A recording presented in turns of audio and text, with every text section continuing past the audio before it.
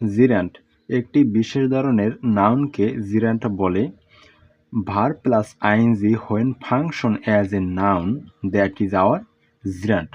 যখনই একটি verb ING হয়ে ভার্বের সাথে আইএনজি হয়ে যখনই নাউন হিসাবে এটি কৃত্রিমভাবে তৈরি হবে তখনই এটি জিরান্ট হবে। এখন দেখিনি, যেমন সুইমিং, টকিং, ওয়ার্কিং।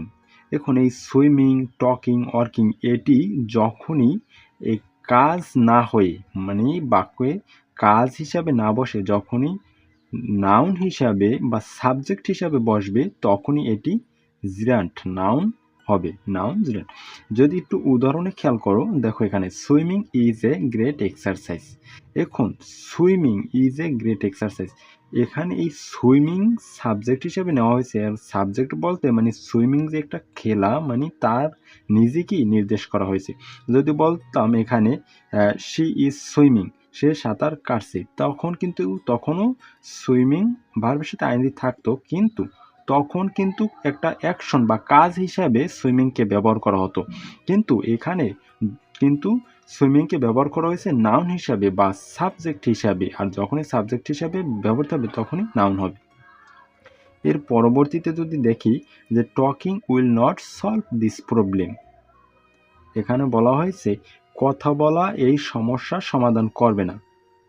বিষয়টা এরকম না যে এই সমস্যাটি কথা বলে সমাধান করা যাবে না।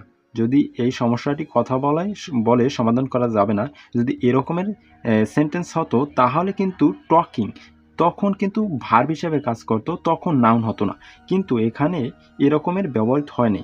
যখন সেন্টেন্সের শুরুতে বা সাবজেক্ট হিসাবে বসবে সাবজেক্ট বা অবজেক্ট, তখন কিন্তু সাবজেক্ট হিসাবে বসবে তখন কিন্তু আমরা এটিকে জিরান্ট হিসাবে ধরে নিতে পারবো। এরপরে যে এখানে দেখি working becomes very difficult in the weather, মানে কাজ এই ওয়েদারে খুবই কষ্টকর।